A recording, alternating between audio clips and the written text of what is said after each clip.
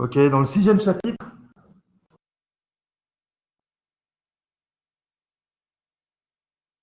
on va passer en revue les propriétés générales des opérateurs.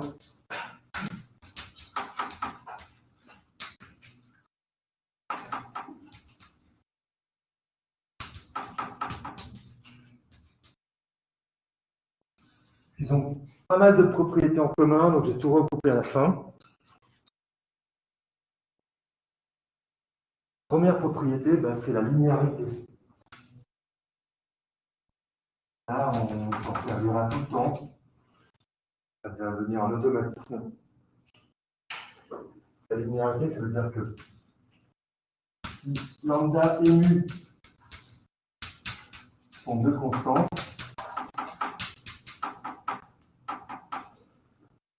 f et g, deux champs scalaires,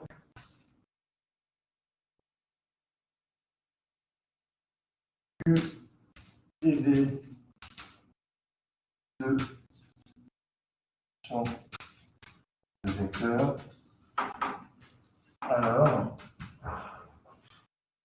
gradient de lambda f plus mu g égale lambda gradient f plus mu gradient g.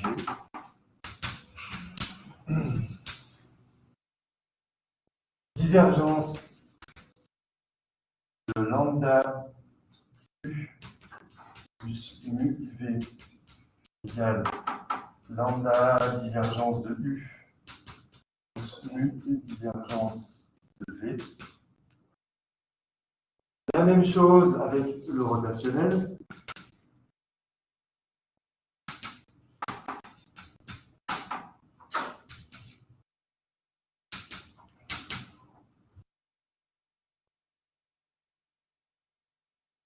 La même chose avec le laplacien. Laplacien vectoriel. Et la même chose avec le laplacien scalaire pour la fonction scalaire f. Lambda f plus mu g égale lambda laplacien f plus mu laplacien g.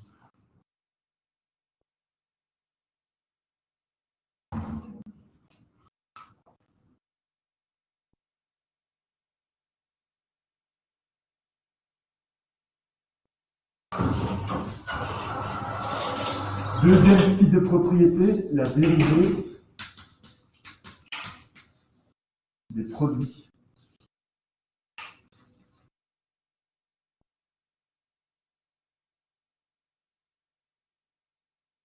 Alors, comment est-ce que je peux multiplier des quantités? Je peux multiplier un scalaire avec un scalaire avec un vecteur.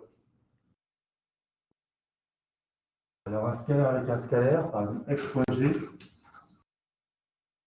je peux prendre son gradient.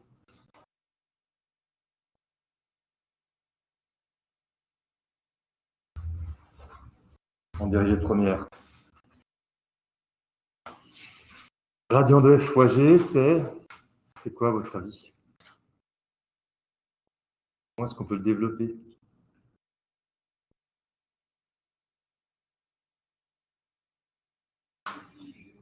Ouais.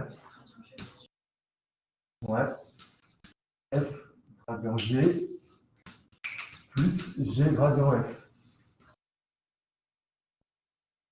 C'est la généralisation de fg' égale f'g plus g'f. Ensuite, le produit d'un scalaire par un vecteur. Donc lui, je peux prendre la divergence ou son rotationnel.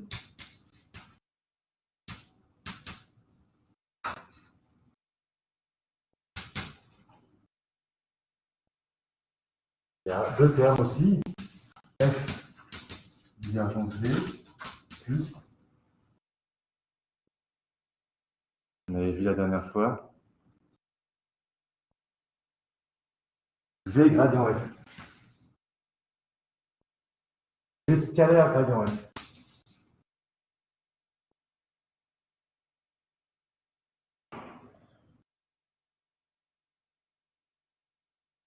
Ensuite, rotationnel de FV, ben c'est F rotationnel de V.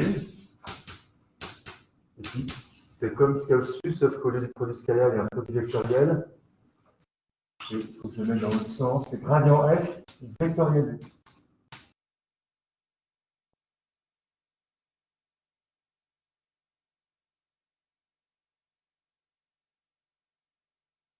On peut faire la même chose avec les dérivées secondes. Laplacien de FG. Ça peut être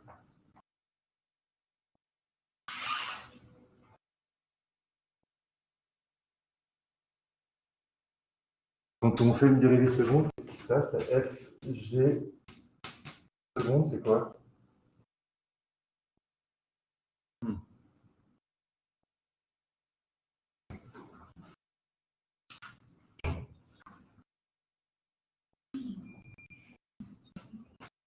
On prend ceci, puis on recommence, c'est ça? F'G, G''F, puis on relaie rien. Il y a du F seconde G, du F'G', G'F' et du G seconde F. F seconde G plus G seconde F, et 2 fois F'G'.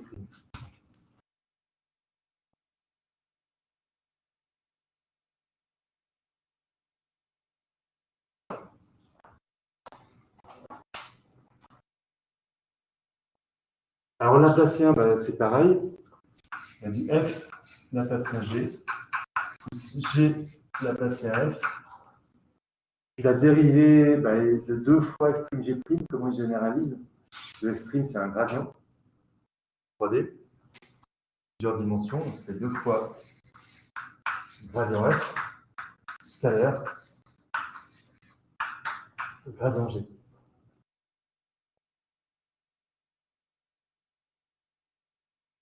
On pourrait faire aussi Laplacien de F fois V, un Laplacien vectoriel. Je ne sais pas ce que c'est le résultat, il faut faire le calcul. C'est un truc. Je ne sais pas trop comment ça s'exprime, ça ne doit pas s'exprimer de façon très simple.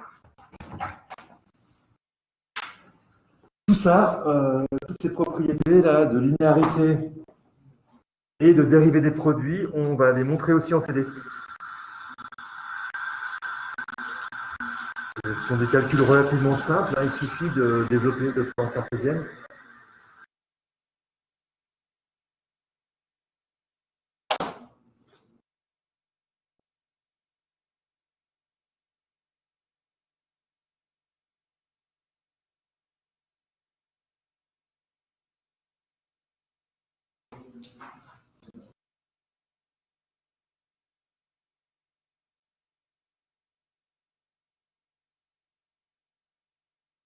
Il y a des questions?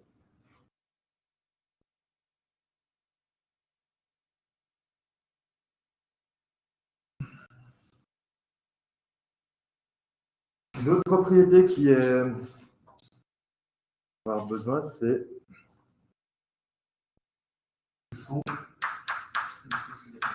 les noyaux des opérateurs. Qu'est-ce que c'est que ce truc? Je vais vous dire tout de suite.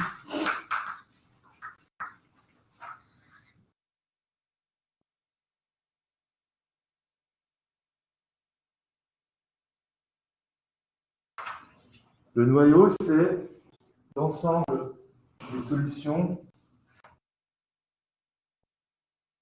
C'est l'ensemble des solutions telles que quelque chose est égal à 0. Pour le gradient, la question qu'on va se poser régulièrement, c'est quelles sont les solutions de gradient f égale 0? Quand est-ce qu'un gradient est nul? À votre avis?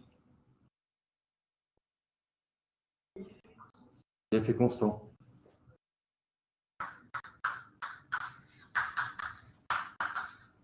Démonstration, gradient f égale 0, ça veut dire df sur dx égale 0, df sur dz égale 0, et, pardon, dy égale 0, et df sur dz égale 0.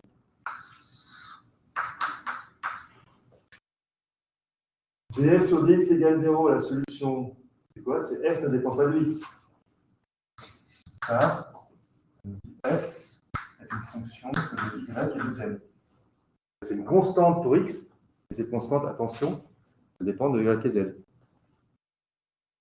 Maintenant, on prend la solution de la première équation, on injecte dans la deuxième. df sur dy égale 0, f est constante pour y. F ne dépend pas de y, ne dépend pas non plus de x déjà. Donc f est une fonction de z. On injecte là-dedans. df sur dz égale 0. C'est juste une dérivée simple cette fois. Donc f égale constante par rapport à x, y, z.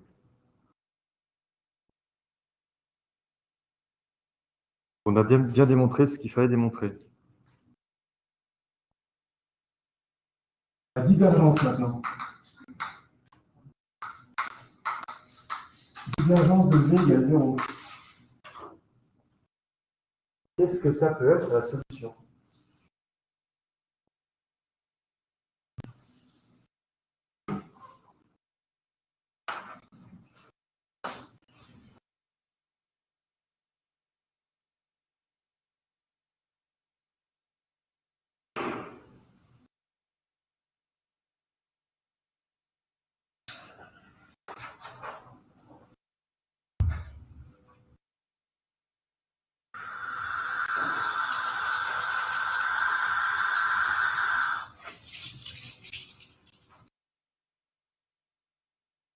On a presque déjà écrit.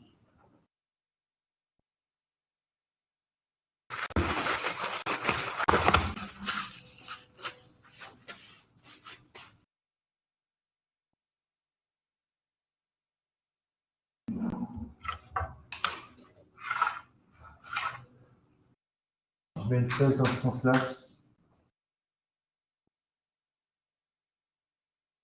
Ici, j'ai écrit divergence de rotationnel d'un vecteur égale 0. C'est-à-dire si V est le rotationnel de quelque chose, la divergence est nulle.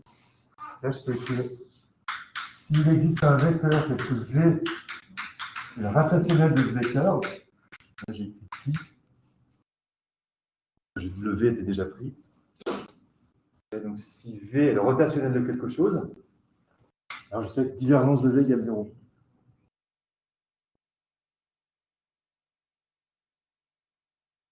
Le miracle, c'est que l'implication est vraie aussi.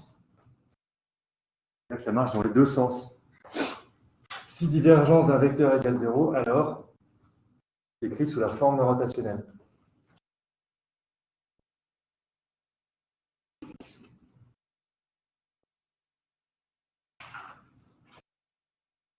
Démonstration.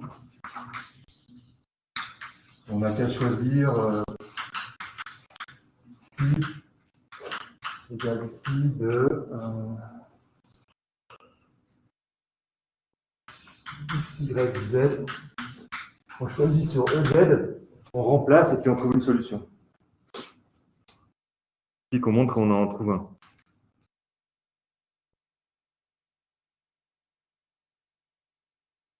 Enfin, le rotationnel.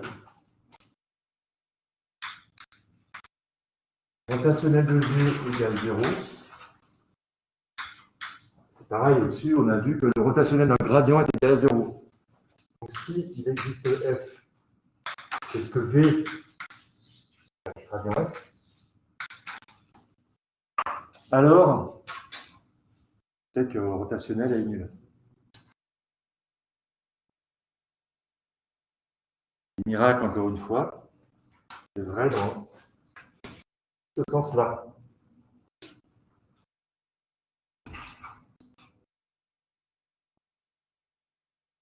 Alors, précision.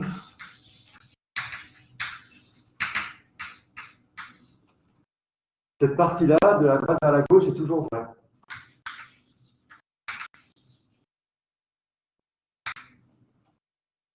La partie de la gauche vers la droite, il y a des cas où ça ne marche pas, donc c'est vrai sur des ensembles qu'on appelle des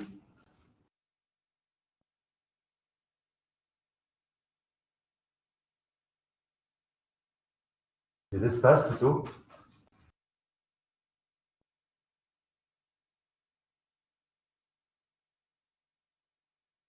On appelle étoilés.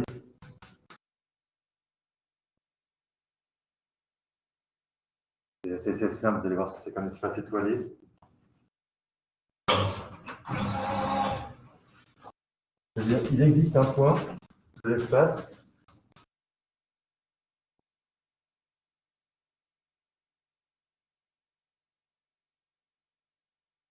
qui peut être relié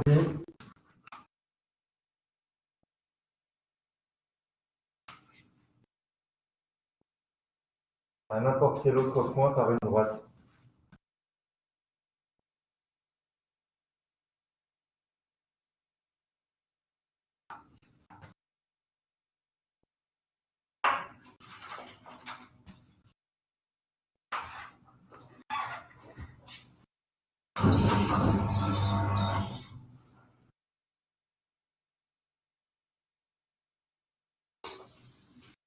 Bon, cette précision n'est pas hyper importante, mais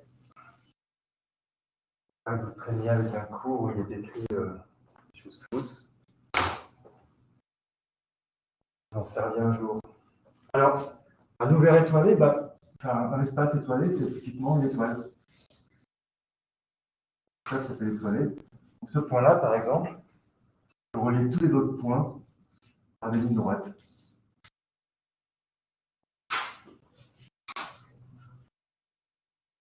Un espace qui n'est pas étoilé, par exemple, c'est un beignet. Je ne peux trouver aucun point. Est-ce que je peux aller en ligne droite à tous les autres points? La Terre, par exemple, hein, c'est à peu près un ouvert étoilé.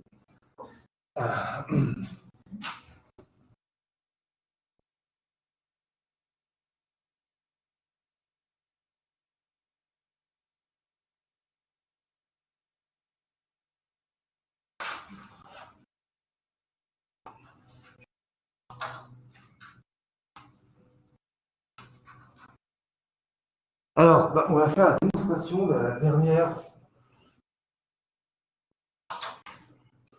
propriété. Alors, cette partie-là, elle va se démontrer en cours, la partie de droite vers la gauche. C'est facile. Voir TV. Dans la partie gauche vers la droite, donc on suppose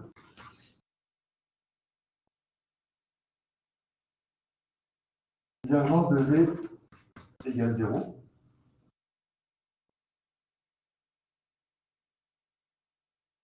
Et on veut montrer qu'il existe un psi tel que V est rotationnel de psi. Ça veut dire on veut montrer qu'il existe psi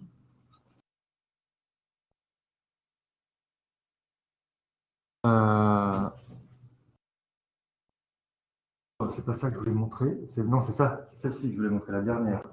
Donc on suppose rotationnel de V égale 0.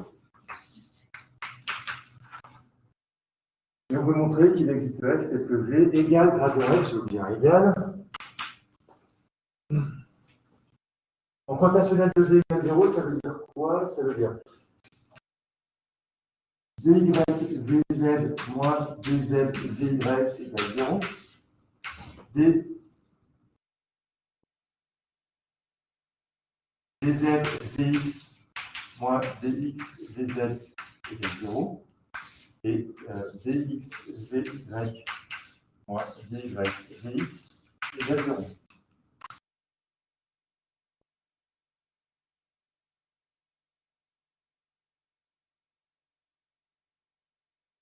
Qu'est-ce qu'on veut finir par montrer? On veut finir par montrer que G s'écrit sous la forme x dxf, vy égale vyf, et vz égale vzf.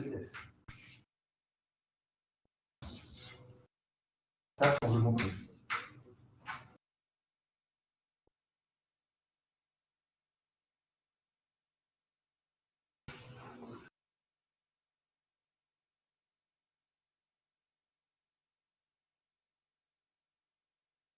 la première égalité, ça on peut toujours le faire. Parce que, donc Vx est une fonction.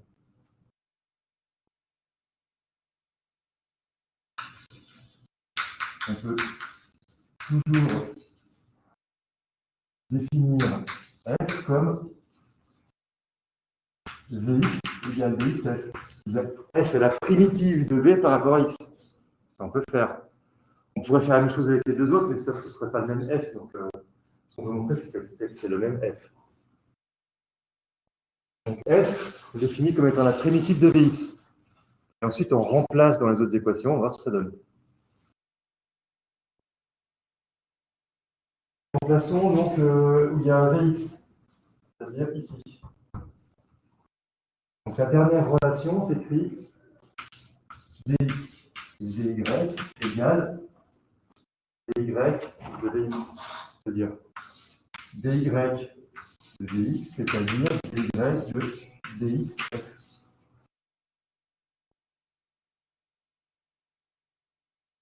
Maintenant, je suppose que f est assez dérivable pour qu'on puisse utiliser le théorème d'interversion des dérivés. Dx, dy, c'est la même chose que dy, dx. Ça, c'est ici dx, dyf. Et vous voyez ce qui apparaît? On peut regrouper tout sous dx, dx, dy moins dyf égale 0.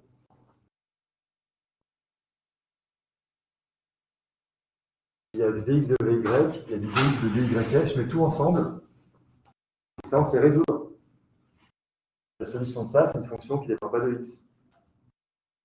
Vy moins dyf est une fonction quand f qui ne dépend pas de x, constante par rapport à x, donc c'est une fonction de y et z. Donc, dy égale dyf plus f de yz. Ah, donc ça commence là, j'ai bien du dyf plus un truc. Alors là, j'ai utilisé pour l'instant cette équation là.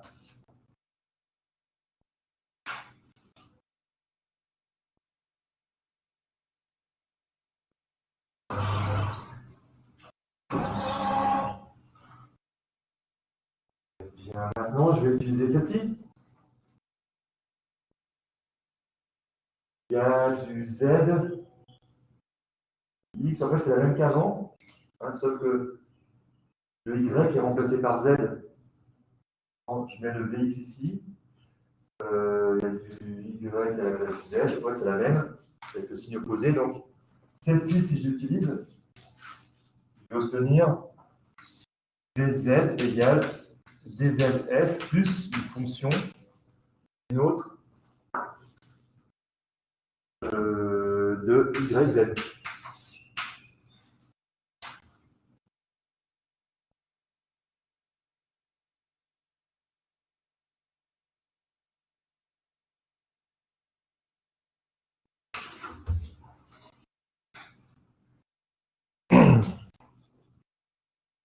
Il me reste à utiliser la dernière équation. La dernière équation, elle me dit quoi? Elle me dit quelque chose, mais j'ai déjà, dans lequel il y a des vy, des z, que je connais déjà sous cette forme-là. Donc je remplace. Alors, c'est dy de vz qui est dzf plus g de yz moins dz de vy qui est ici, qui est dyf plus f de yz.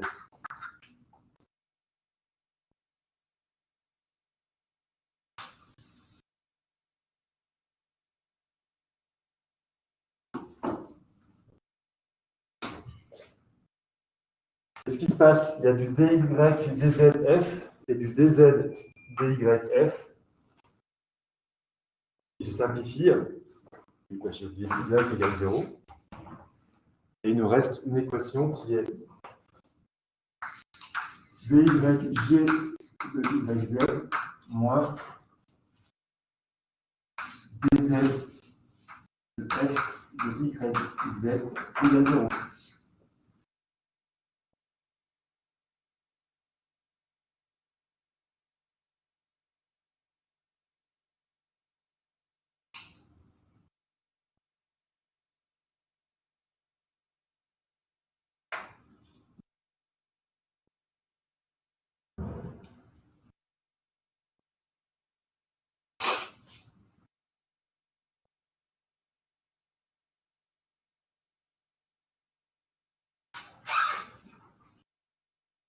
Ok. Donc, récapitulons. On a montré que Vx égale Vxf, Vy, c'est Vyf plus f de yz, dz égale dz de f plus g de yz, et que dy g de yz moins dz de f de yz égale 0. On peut faire avec tout ça.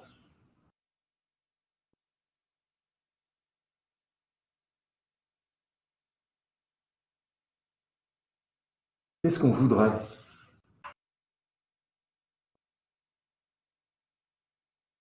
On voudrait que ça, ce soit dy de quelque chose. On voudrait que ça, ce soit dz de quelque chose. Enfin, on va le faire rentrer dans dz. Dans le gradient. On va faire la même manip que tout à l'heure, c'est-à-dire, on peut intégrer f par rapport à une variable qui est y. On pose h tel que f de yz égale à la dérivée par rapport à y de h de yz. Donc c'est la primitive par rapport à y de grand F.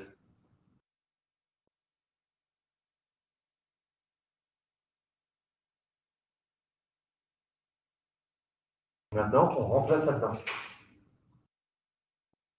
Qu'est-ce que cette équation nous donne? Elle nous donne dy de g, yz, moins dz de dy de h de yz égale 0. C'est-à-dire dy de grand G yz moins dz de h de yz. Alors, on met tout comme tout à l'heure sous le dy. On connaît la solution, c'est une fonction qui dépend pas de y. G de yz moins dz de h de yz, c'est une constante par rapport à y. Déjà, ça dépend que de y et de z, donc c'est une fonction de z. C'est une fonction que je vais appeler j de z.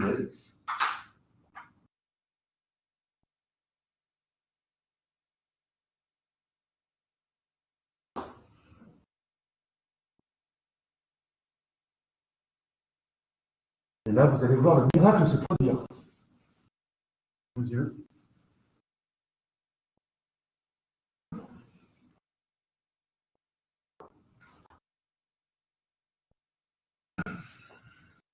Qu'est-ce qu'on a maintenant? On a Vx égale Vxf, Vy égale Vyf plus grand F, qu'on a écrit Dyh,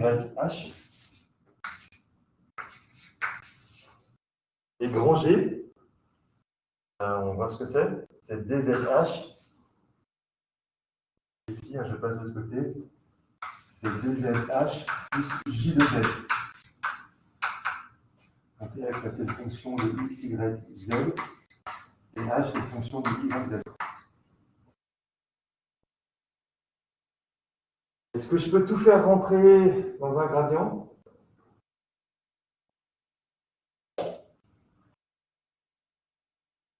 Est-ce que ça, c'est dz de quelque chose? C'est dz de f plus h fois Petit j, il a une primitive par rapport à z. C'est grand J de z, la primitive de petit j de z.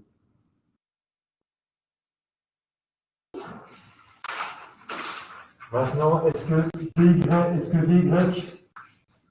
que je voudrais, c'est que ce soit la dérivée de la même chose. Est-ce que c'est vrai? Est-ce que c'est f plus h plus grand J que je peux mettre ici? dy de f, oui. dy de h, oui. Et dy de j, bah, oui, parce que ça fait 0. Ça dépend que de z. Donc, c'est pas dérivé par rapport à y. Et ici, c'est pareil. Est-ce que c'est dx de f plus h plus j? Ben, oui, parce que h ne dépend pas de x et j non plus. C'est bien la même chose. Donc, j'ai bien trouvé une fonction. On vient de montrer que v est la forme gradient de f plus h plus j. On a trouvé trois fonctions. Enfin, on a trouvé une fonction, et que v est le gradient de cette fonction. Donc, on a le résultat qu'on voulait.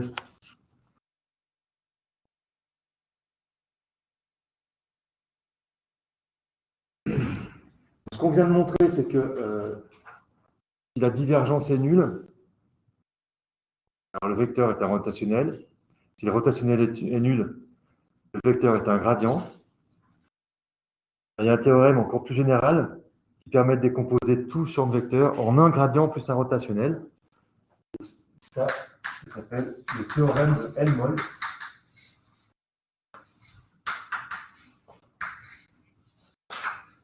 Soit V un champ de vecteurs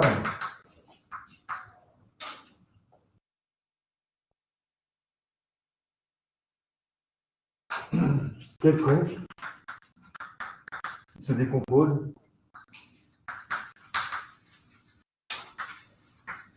en un gradient et un rotationnel. C'est-à-dire que quel que soit V sur le vecteur, il existe un scalaire et un vecteur psi. Un scalaire f et un vecteur psi, que V s'écrit gradient f plus rotationnel de psi.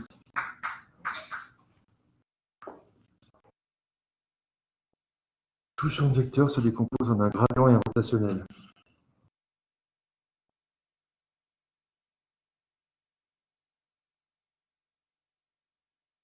Alors ça, c'est pratique pour quand on veut résoudre des équations, décomposer en gradient et rotationnel, ça permet de simplifier les équations et de pouvoir les résoudre plus facilement. Et d'un point de vue physique, ça a un sens. C'est-à-dire que si V c'est le déplacement dans la Terre, c'est le déplacement du sol dans la Terre, c'est le déplacement des particules, suite à un séisme, et bien le gradient représente les ondes P, et le rotationnel représente les ondes S. Et donc, cette partie-là, ce sera le déplacement lié aux ondes P, cette partie-là, le déplacement lié aux ondes S.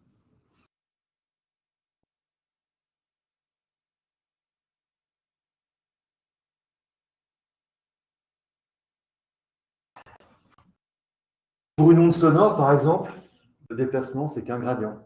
Donc là, quand je parle, le déplacement des particules, c'est un gradient. Il n'y a pas de partie rotationnelle. Pour une onde lumineuse, il n'y a que la deuxième partie, au contraire. Le champ électrique et le champ magnétique changent, ne sont que des rotationnels.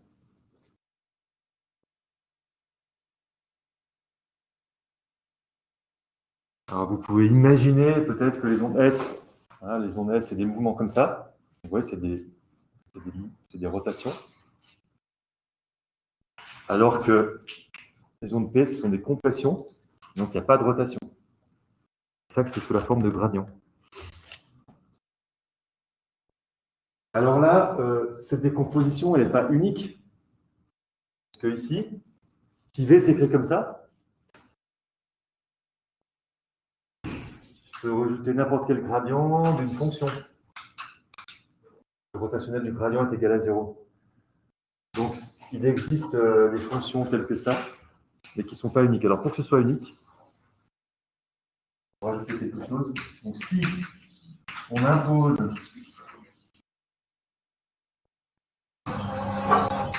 f et psi à l'infini, et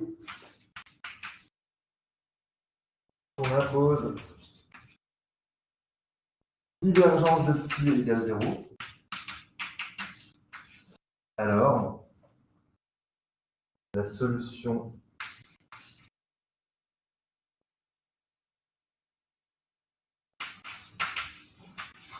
est unique. C'est-à-dire que, quel que soit V, il existe un unique, c'est comme ça qu'on note un unique, il existe un unique f et psi, que V égale gradient f plus rotationnel de psi.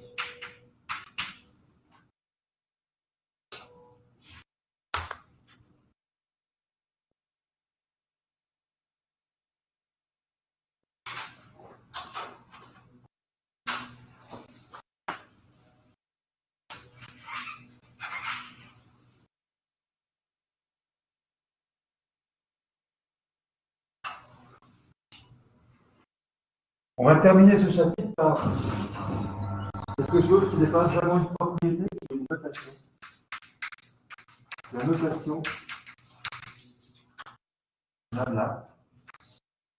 Donc c'est ce signe, une sorte de triangle à l'envers, ça se prononce nabla.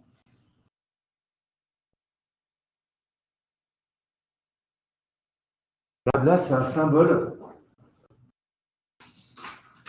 qui désigne l'opérateur dx, dy, dz, ou si vous voulez, en notation étendue, d sur dx, d sur dy, d sur dz. C'est une notation qui va nous permettre de noter gradient f, la forme nabla f. Vous verrez, ça traîne dans un bouquin sur deux, notamment les bouquins en langue anglaise. Divergence V, ça s'écrit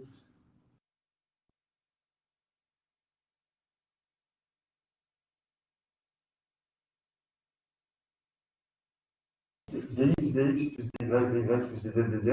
Donc on note nabla scalaire V.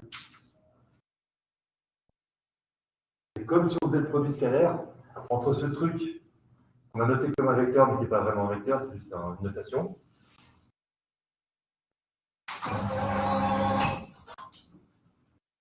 Rotationnel de V, c'est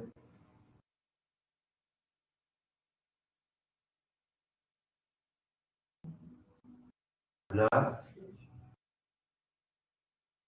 ouais, produit vectoriel.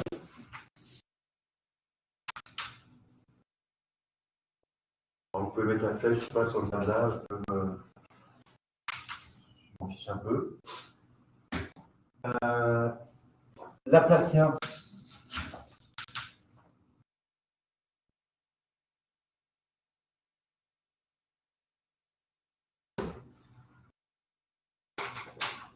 C'est quoi le Laplacien? C'est la divergence du gradient. C'est nabla scalaire nabla f. Et on note ça. Nabla de f. C'est aussi une notation.